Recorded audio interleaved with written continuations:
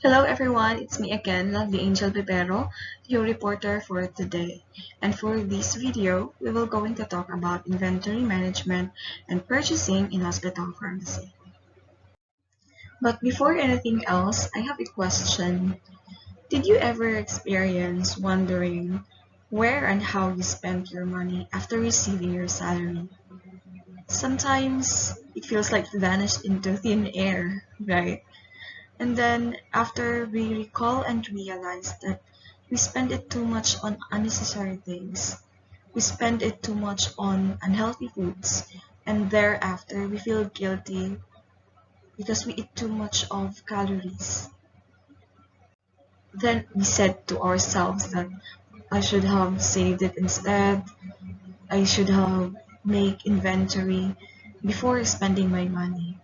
But as what this saying goes, we still have so much room for improvements, and in every aspect of our lives, we must be subjected to an inventory of how we are taking responsibility. So we should have learned our lesson and then uh, make inventory a responsibility to ourselves. Same as go through in working in a hospital, in a pharmacy, either in a community or in a hospital setting. So what is inventory management? Inventory management is the heart of the drug supply system. It is described as an itemized list of goods with estimated worth. It also refers to the sum total of those activities necessary for acquisition, storage, sale, disposal, or use of materials, and a monthly report of inventory is submitted regularly to the accounting section. There are two purposes or functions of inventory. We have first, operational. It is to ensure adequate supply of drugs and medicines at a reasonable rate without excess quantities. And for financial purpose, it is to optimize the inventory investment by reducing the cost and at the same time avoid losses. So the importance of inventory is to have the stock available when and where needed, to reduce undue strain on the government's scarcity of resources, to maximize utilization of available storage facility, to provide area for cost reduction on drugs without compromising quality, and to ensure minimal waste or expired drugs through proper storage management. Next, we have types of inventory. First, physical inventory. For this type, the quantity of inventory on hand is determined through actual count of items. For government hospitals, semi-annual physical inventory of drug products and other supplies is a commission and audit requirement to ensure that hospitals' fiscal operation is properly recorded and that adequate inventory is maintained. Next is perpetual inventory. It is a system where information on inventory and availability is updated on continuous basis. That's why it's also called as continuous inventory. A perpetual inventory system may be applied to the bulk storage areas, where we store the large quantities of our stocks. This means that when an item is removed from the bulk storage areas to the active storage area for use in the dispensing area, it is recorded as being removed from inventory. This may be facilitated either through a manual system of visible index cards or by means of an electronic data system. Next type is spot check type inventory. Sometimes it is performed on high cost and fast moving items. Now, if inventory is not properly managed, it can cause overstocking and understocking of drugs and medicines. And some of the specific causes are the following. First, ineffective purchasing process. It's really important for us pharmacists to know how to calculate the reorder quantity level, and we have to regularly check the balance of our stocks. Then lack of technical requirements attached to the documents. It can cause delay in payment processing, which can also lead to delay in delivery of our stocks. And poor storage facilities. As we all know, there are conditions to follow in the storage area, such as the ventilation, the measurement of the area, and the temperature. If it will not be followed, then our drugs will probably damage and it will cause understocking. Then problem of availability. This is a supplier's out of stock problems that will affect the level of our stocks. Then transportation and delivery problems can also cause overstocking and understocking. Geographical and climatic conditions. Of course, if our drugs are not stored in according to its storage condition, then it will be deteriorate and our drugs will be useless. Then time lag between requisition and purchase. We have to know the interval of this process so we will know when will be our drugs become available. Next, we have the pharmacist role in purchasing and inventory control. We are responsible for checking the drugs to be stocked in the hospital.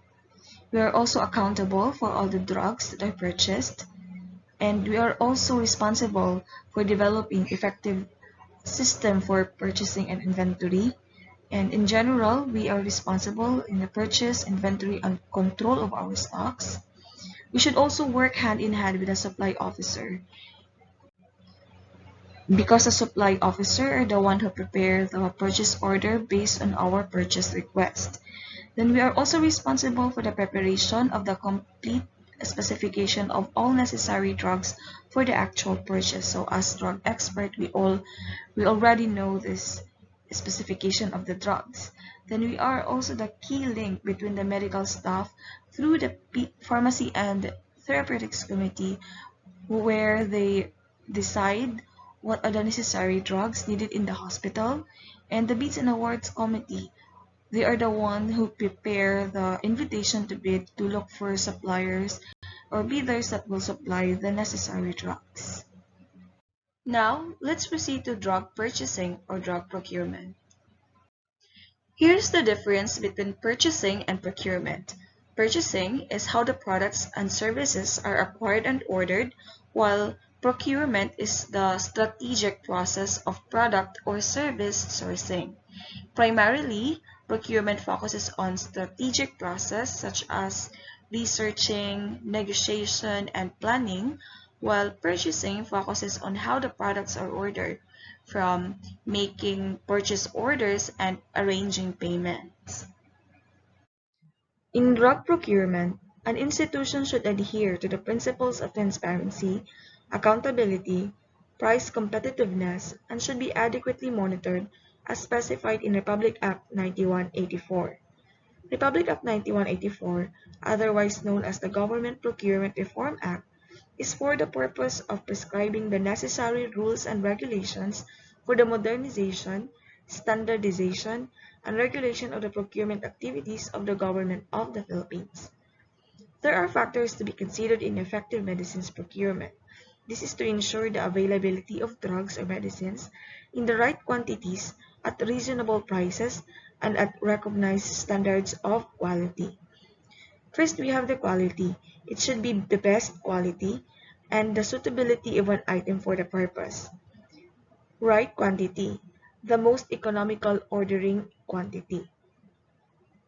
Right price, it is usually considered in relation to other factors like quality, should bear a reasonable relation to cost, a result of economic condition, and determined by competition. For the right time, it should be made at the most appropriate time. For the right source, suppliers with known experience and capability. A supplier who is capable and willing to enter into an agreement of sale after consideration of the pertinent factors of quality, quantity, price, as well as the period of delivery. Also, a bona fide supplier who is duly licensed and registered with appropriate bodies, not blacklisted by the government agency. So this is the cycle of drug procurement. First is to review the drug selection by the Pharmacy and Therapeutics Committee, which are based on the Philippine National Drug Formulary or the PNDF. And then determine the quantities. We have to check the balance of stocks and compute for reorder quantity level. Next is to reconcile the needs and funds. We have to check the availability of our funds. Next is to choose the procurement method, such as competitive bidding, which we will discuss later. And then locate and select suppliers once specifications are all set. And then specify contract terms to the suppliers awarded with a contract. And monitor order status if it is partial or full delivery. And once the drugs are delivered, receive and check the drugs and make payments. And it's now ready to distribute the drugs or dispense to the patient. And lastly, collect or record consumption information. There are key principles of good pharmaceutical procurement. We have procurement by generic name, limitation of procurement to the essential drug list or PNDF, procurement in bulk or large quantities, formal supplier qualification and monitoring. It should be bona fide supplier with known experience and capability. Competitive procurement. There should be transparency and equal of opportunity for the suppliers. Sole source commitment. It should be one supplier for a particular item. Order quantities based on reliable estimate of actual need to minimize overstocking. Reliable payment and good financial management. So we can achieve that by building a good system of purchasing and inventory. Transparency and written procedures. The process of procurement should be clear and understandable to minimize delays. Separation of key functions of responsible person in every step of the process. Product quality assurance, annual audit with published reports, and regular reporting of procurement performance indicators. Now let's proceed to the methods of purchasing or procurement. The major procurement method is competitive bidding. As stated in the government procurement law, the procuring entity may resort to any of the alternative methods of procurement as recommended by the Bids and Awards Committee, subject to the approval of the Chief of Hospital or his or her duly authorized representative, and whenever justified by the conditions provided in Republic Act 9184. In government agencies, contracts shall be awarded to the most attractive offer. In making the award, the following factors should be considered. First, we have conformity with the specifications stated in the invitation to bid. So for example, the specifications is for drugs and medicines, so only the suppliers who supply drugs and medicines can join. Then we have price quoted, considering the laws and policies pertinent to procurement. And when the time is the deciding factor, the bidder who offers to deliver within the period stipulated in the invitation to bid shall be awarded the contract, provided that the price is not unreasonably higher than the lowest price. All other things being equal, the bidder shall be preferred in order to obtain uniformity in quality of the drugs and medicines. And then, reliability of bidders as supplier or contractor. There are also cases of division of award. That is in case of tie offers and in case the lowest bidder offers to supply a limited or partial quantity. Another method of procurement is through emergency purchase. It is allowed as long as it is exceptionally urgent, supported by a certification as to necessity or justification, and it should be the reasonable and lowest price obtained. Next, we have negotiated purchase. Same as the emergency purchase, it is also for emergency cases. It is an alternative mode where procuring entity directly procure from a legally, technically, and financially capable supplier.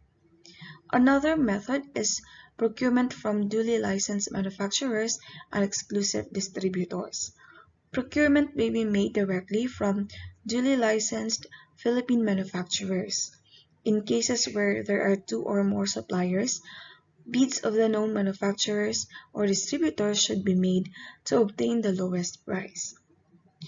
Another mode is procurement through the procurement service. The procurement service of the Department of Budget and Management, or the PSDBM, has a dual function. It acts as the buying agent of other government agencies in the procurement of common use supplies, materials, and equipment. Second, the PSDBM acts as a trading arm of the government by buying stocks of common use supplies, materials, and equipment for resale to other government agencies. Under the 30 administration, the procurement system of PSDBM has been upgraded through the launch of Philippine Government Electronic Procurement System or PhilGEPS, which incorporated a more advanced operating system that features a virtual store with e-payment system. So it was created to automate the procurement process, avoid confusion, and ensure transparency in government contracts. Another is procurement from other Philippine government agencies or foreign governments. So procurement from Philippine government agencies may be made directly from government entities producing supplies. And for purchasing from foreign government, it may be made through foreign government entities with which the Philippines maintains diplomatic relations. And lastly, purchase through repeat order. It is a procurement where an agency buys from the same supplier, the same items, at the same prices, in addition to the quantity in the original contract, subject to the following conditions. The price must be the same or lower than the original price. The repeat order will not result in splitting of requisitions or purchase orders. The repeat orders may be availed of only within a 6-month period from the date of the original purchase. The repeat order should not exceed the quantity in the original order, and the total price of the items covered by the repeat order should not exceed 50,000 except when the previous purchase was done through public bidding. Now let's proceed to other means of acquiring drugs and medicines. First, we have consignment system. Hospitals use this system to enhance the physical and financial accessibility of essential medicines commonly dispensed to the patient.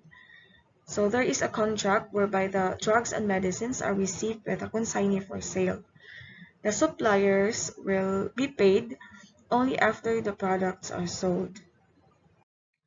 Next, hospital acquire drugs and medicines through drug donations. Hospital pharmacy receives drug donations to augment pharmaceutical requirements for the less fortunate members of the society. There is an Administrative Order number 2007-007 which provides guidelines for acceptance of donations in drugs and medicines from other countries for purpose of emergency and disaster situations. And donated drugs should comply with the following minimum criteria. The shelf life of at least 12 months from the time of arrival to the Philippines, labeling with English translation or in language that is understood by Philippine health professionals, and packaging that complies to international shipping regulations. Also, the World Health Organization submitted guidelines for the selection of drugs, presentation, packaging and labeling, and information and management for donated drugs. Now, let's discuss the preparation of purchase requests. The hospital pharmacist should control purchase volume and inventory considering the use of the following. First, the balance on stock. It is the balance of stock on hand at the pharmacy or in the dispensing area plus those stock in the storeroom. Next is the ordering point or reorder quantity level or the RQL. There are many ways of determining the reordering point for medicines. However, the most commonly used is through actual drug consumption, where we monitor the consumption through stock cards and in the computer system. In establishing the RQL, we have to utilize the forms such as stock position sheet and supplies availability inquiry for slow and fast moving drug items. To arrive at this stage of the process, we have to determine the average consumption rate per day. For example, beginning month balance stock of omeprazole 40 mg is 5,400 vials, and at the end of the month, there are 1,800 vials left. So 5,400 vials minus 1,800 vials, that is 3,600 vials consumed in a month. To compute for the average drug consumption per day, we have to divide the total monthly consumption to 30 days. So 3,600 vials divided by 30 days, that gives us 120 vials per day. That is the average consumption per day for our omeprazole 40 milligrams vial. To compute for the continuity of supply, we have to multiply the average consumption per day to the lead time. The lead time is the time from the preparation of the purchase request and the whole process of purchasing to the time of the delivery of drugs to the hospital. So let's say, for example, we have 15 days lead time. 120 vials times 15 days, that gives us 1,800 vials. Therefore, we need to have at least a balance on hand of 1,800 vials to be able to maintain the continuity of supply. And to compute for the stock level, we have the average consumption per day times 90 days, that is equivalent to 3 months consumption plus the lead time. So 90 days plus 15 days lead time, that gives us 105 days times 120 vials, that gives us 12,600 vials for 3 months.